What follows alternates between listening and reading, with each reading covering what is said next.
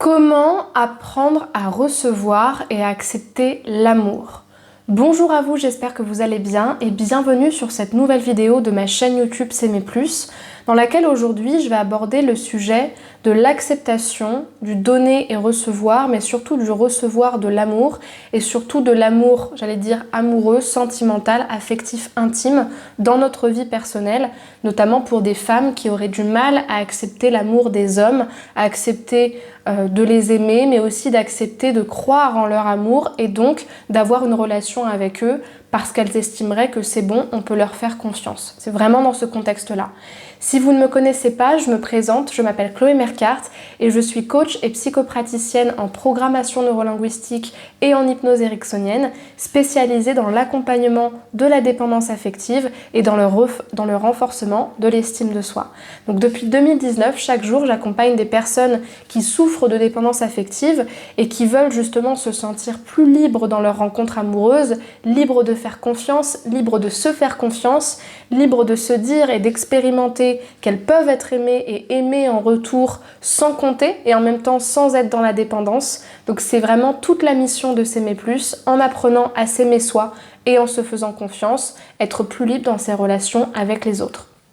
Si vous n'êtes pas encore abonné à la chaîne YouTube, je vous invite à le faire maintenant en cliquant sur le bouton rouge s'abonner en bas à droite de cette vidéo et à bien activer la cloche des notifications pour recevoir une nouvelle vidéo tous les matins à 8 h sur le sujet des relations amoureuses et de l'estime de soi. Sachez également que j'ai mis à votre disposition une formation offerte qui s'intitule « Incarner la femme sensationnelle, lumineuse et unique qui l'épousera ». C'est une formation qui se destine justement à toutes les femmes qui n'arrivent pas à trouver l'amour, qui ont l'impression que les hommes aujourd'hui on ne peut plus leur faire confiance, qui ont l'impression qu'elles ne trouveront jamais quelqu'un, soit parce qu'elles sont trop déçues, soit parce qu'elles sont extrêmement méfiantes de par les événements qu'elles ont vécus dans le passé, ou que tout simplement elles n'arrivent pas à se faire confiance et qu'elles ont l'impression que les rencontres c'est pas fait pour elles. Et bien dans cette formation, je vous propose un premier cheminement avec des outils de coaching pour travailler sur cette thématique-là et avancer. Et pour y accéder, je vous invite à aller dans la description de la vidéo, à cliquer sur le lien qui correspond à la formation, à remplir le formulaire et vous la recevrez ensuite par mail. On va tout de suite rentrer dans le sujet de comment accepter de recevoir de l'amour et accepter de faire confiance à l'autre. Je vous invite à regarder vraiment jusqu'à la fin et à prendre des notes. Si vous regardez cette vidéo aujourd'hui, peut-être que vous allez vous retrouver dans ce que j'appelle mes blessures de trahison. Alors mes blessures de trahison, ça fait référence évidemment au livre de Lise Bourbeau, mais c'est surtout des femmes que j'accompagne et qui ont cette particularité d'avoir une difficulté à faire confiance. Ça peut être des personnes qui ont souffert de dépendance affective, ça peut être des personnes qui souffrent encore de dépendance affective, mais dont la dépendance va s'expliquer par une difficulté de se montrer vulnérable et à un moment donné de s'attacher. C'est-à-dire que paradoxalement, autant que j'ai besoin d'amour, j'ai aussi besoin d'être sécurisée sur l'amour de l'autre, voire qu'on me ramène la lune et toutes les étoiles avec, mais moi j'ai du mal à faire quelque chose pour quelqu'un, j'ai du mal à accepter mes sentiments, j'ai du mal à montrer mes sentiments. Dès que je sens que je m'attache, c'est aussi le moment où je stresse énormément, voire où je peux couper la relation et me montrer très agressive, très méfiante, très contrôlante avec l'autre, parce que ça crée tellement d'anxiété à l'intérieur de moi d'être finalement dans le risque d'aimer que c'est compliqué pour moi de faire confiance à quelqu'un et d'être dans une relation où finalement mes sentiments sont en jeu. En d'autres termes, d'être vulnérable. Ça, c'est mes blessures de trahison. Et peut-être que vous êtes dans ce cas-là parce que quand je pense à ce sujet-là, je pense vraiment à la problématique de la confiance vs de la vulnérabilité. C'est pas forcément des termes qui sont si éloignés que ça, mais souvent il y a cette idée que quand je fais confiance, quelque part je donne mon cœur à quelqu'un et je suis vulnérable et c'est pas bien, ça fait peur et j'arrive pas à le faire et donc dans ce cas-là je crois pas à l'amour de l'autre et en même temps quand je me sens vulnérable, encore une fois j'arrive pas à faire confiance et ça m'empêche d'accepter l'amour de l'autre. Pour moi on est dans cette problématique de l'équilibre relationnel, c'est-à-dire que quand on est soit d'un côté soit de l'autre, soit on est en dépendance et dans ce cas-là c'est pas qu'on fait confiance mais on peut pas faire autrement que de se donner parce qu'on a l'impression qu'on n'existe pas à travers la rencontre, au-delà de la rencontre et du coup on n'est que dans la relation même si on se perçoit, ou soit on est dans l'autre extrême et dans ce cas-là on est tout le temps en train de contrôler ce qu'on fait et on demande beaucoup à l'autre, mais nous, on lui donne peu. Et dans ce cas-là, on est dans des relations très, pas artificielles, mais très processuelles de tu me donnes, je contrôle, est-ce que là c'est bien, est-ce que si, est-ce que ça, est-ce que je peux te faire confiance? Et au final, on n'est pas dans un lien sain non plus. Parce que c'est plutôt en vérité l'enfant intérieur blessé à l'intérieur de vous, la petite fille blessée ou le petit garçon blessé qui n'a pas envie d'être vulnérable qui s'exprime. Ce que je veux vous dire dans cette vidéo de comment accepter l'amour de l'autre, pour moi, il faut apprendre à faire confiance. Alors vous allez me dire, oui Chloé, on sait, c'est pour ça qu'on regarde cette vidéo. Mais ce que je veux dire par là, c'est que, en fait, le problème, il n'est pas dans l'amour de l'autre. Le problème, je vais vous dire, il n'est même pas dans la manipulation que l'autre vous a fait subir ou dans la lâcheté ou le manque d'intérêt. Il n'est pas dans l'autre le problème quand on ne fait pas confiance. Il est dans le fait que nous, on n'accepte pas le risque des relations amoureuses. Et le risque à payer, le prix à payer pour avoir une belle relation, paradoxalement, c'est de lâcher prise sur le fait que ça va marcher. On ne sait pas si ça va marcher.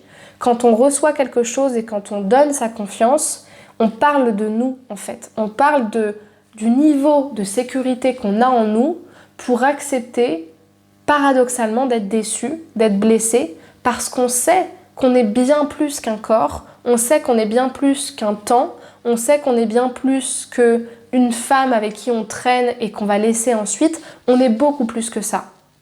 Et c'est ça qui va vous permettre de faire confiance. C'est en d'autres termes la sécurité émotionnelle. Donc en fait, la confiance qu'on peut faire à quelqu'un, c'est pas t'es une personne de confiance ou pas. La confiance, c'est quelque chose qu'on choisit d'accorder de nous-mêmes à un autre. C'est quelque chose qui vient de nous, qu'on a en nous, et non pas quelque chose que l'autre doit nous prouver.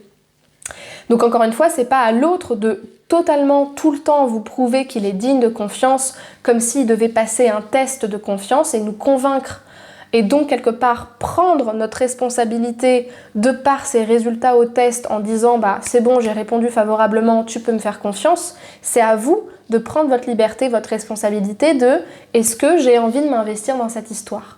Et donc justement, c'est une sécurité à travailler, à renforcer, que vous allez déléguer à l'autre et qui vient juste de nous. Donc, qui dit sécurité qui vient de moi, dit également sécurité que déjà j'ai et qui ne partira jamais, et surtout confiance que je peux reprendre, comme finalement on retire son épingle du jeu quand le jeu ne nous convient plus. Et souvent, justement, les blessures de trahison ont du mal à faire confiance, car au fond d'elles, elles ne se sentent pas sécurisées. C'est pour ça que j'adore mes blessures de trahison, et c'est pour ça que, d'ailleurs, dans le livre de Lise Bourbeau, le 2e sur les blessures, elle explique bien que la blessure de trahison, elle est issue de la blessure d'abandon. C'est comme une sorte de deuxième gène, deuxième allèle, comme on dit. Je ne sais pas si ça se dit comme ça, mais une deuxième façon qu'un gène a de se reproduire, une deuxième version. Pourquoi? Parce que les blessures de trahison, c'est juste une stratégie de protection de soi par le contrôle, la méfiance, la responsabilité extrême, ou en tout cas ce qu'elles pensent être de la responsabilité, pour se sentir sécurisée. C'est pour ça que souvent c'est des femmes très contrôlantes, très rigides, les yeux fermés, les sourcils froncés, à haute responsabilité, qui dans leur travail maîtrisent tout, mais au niveau affectif c'est plus compliqué. Et c'est ça qu'elles doivent travailler, c'est-à-dire que tout de suite la rencontre prend un enjeu qu'elle ne devrait pas prendre, parce qu'en fait quand on rencontre quelqu'un et quand on fréquente quelqu'un, il n'y a pas tout de suite d'enjeu en fait, parce que l'autre ne vous doit rien. D'ailleurs, en soi, dans une relation, on ne se doit pas tout le temps profondément des choses. On s'engage à faire des choses, mais profondément, on ne se doit rien. Et ça prend tout de suite un enjeu beaucoup trop gros, ce qui fait que ça crée de l'anxiété et vous n'arrivez plus à simplement croire à la rencontre. Mais en fait, c'est pas la faute de l'autre si vous manquez de sécurité émotionnelle et que vous n'êtes pas capable de pleinement profiter de cette expérience-là de la relation. Donc moi, il y a un outil que j'ai envie de vous partager pour justement apprendre à faire confiance et à renforcer votre sécurité. C'est un outil qui vient de la psychologue Christelle Albaret, que j'aime beaucoup, qui s'appelle le 2D2R. Vous pouvez l'écrire 2D/2R. Moi, je l'écris comme ça. Le 2D2R, c'est un outil mémotechnique qui fait référence à 4 verbes. Le verbe donner, le verbe demander, le verbe recevoir et le verbe refuser ou renoncer. En fait, ces 4 verbes, ils expliquent bien le phénomène d'entrée et de sortie, un petit peu comme un investissement, ou de donner et recevoir comme en amour et dans les relations.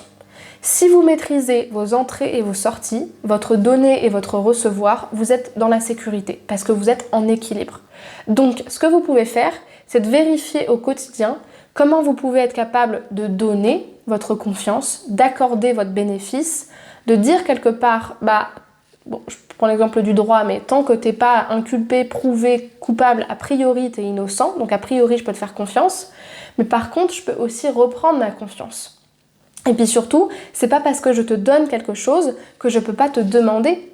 Te demander de me rassurer, te demander de m'expliquer ce qui est important pour toi, te demander ton aide, te demander ton service, te demander ta présence. C'est pas parce que j'ai donné quelque chose que je peux pas demander, que je peux pas juste demander que l'autre me rassure et soit là pour moi parce que j'en ai besoin à un moment donné pour me rassurer sur qui est-ce que j'ai en face de moi. Et enfin, les deux autres verbes, c'est recevoir. Donc, si je donne, c'est pour justement accepter que l'autre me donne quelque chose en retour, pour recevoir simplement et accepter son amour, accepter qu'à un moment donné, on reçoit ça et que c'est pas tout de suite négatif. Et aussi, moi, c'est le verbe que j'aime beaucoup, là c'est plus pour les blessures d'abandon, c'est renoncer et refuser. Et peut-être même pour les blessures de trahison, c'est-à-dire que paradoxalement, si je suis vraiment capable de renoncer, c'est que forcément, nécessairement, j'ai donné avant. Si je donne, je dois être aussi capable de renoncer. Je dois être capable de renoncer à l'idée que la rencontre fonctionne parfaitement, que je contrôle tout, que tout se passe comme je l'ai prévu, mais je dois aussi être capable de renoncer au fait que c'est pas parce que j'ai investi quelque chose que le projet va forcément marcher. Parfois, il faut aussi être capable de renoncer et de mettre ses limites et mettre un stop net, couper les ponts avec une personne qui, dans tous les cas, vous apportera vraiment pas ce que vous voulez et ce que vous méritez dans la rencontre. Et souvent, les blessures de trahison, elles ont aussi du mal à faire ça. Voilà.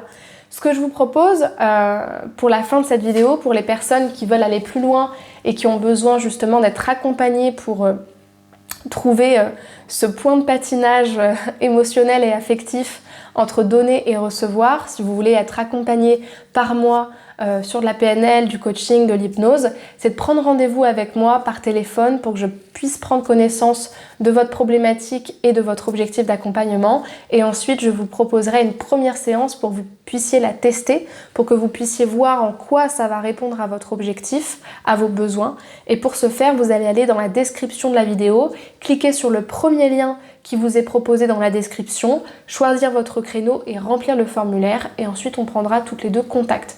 Ça vaut également pour toutes celles qui sont intéressées par la formation S'aimer plus, qui est la formation qui dure entre 3 et 6 mois et qui vous permet chaque semaine avec des exercices, des vidéos et un suivi également si besoin par mail, de vous libérer de la dépendance affective et de trouver l'amour, mais surtout de renforcer votre estime personnelle. Pareil, vous aurez le lien dans la description qui présente cette formation et si vous voulez me poser vos questions, réservez un appel avec moi, ce sera beaucoup plus simple. Si vous avez des questions, vous pouvez les laisser avec bienveillance ou simplement me faire part de vos partages, de vos expériences dans les commentaires. Je me ferai une joie de les lire et d'y répondre. Voilà. Et puis tout ça dans les commentaires en me laissant un pouce vers le haut pour booster la vidéo et pour qu'elle soit encore plus diffusée. Et puis voilà, je vous conseille avant de terminer de me rejoindre sur les réseaux sociaux, Instagram, mon site internet, TikTok ou encore Spotify, où vous retrouverez toute une myriade de ressources, d'outils et de possibilités aussi de me contacter pour pouvoir en apprendre plus et répondre à vos questions. Vous aurez tous les liens de mes réseaux sociaux en description. Je vous remercie pour votre attention et je vous dis à demain pour une prochaine vidéo. Au revoir.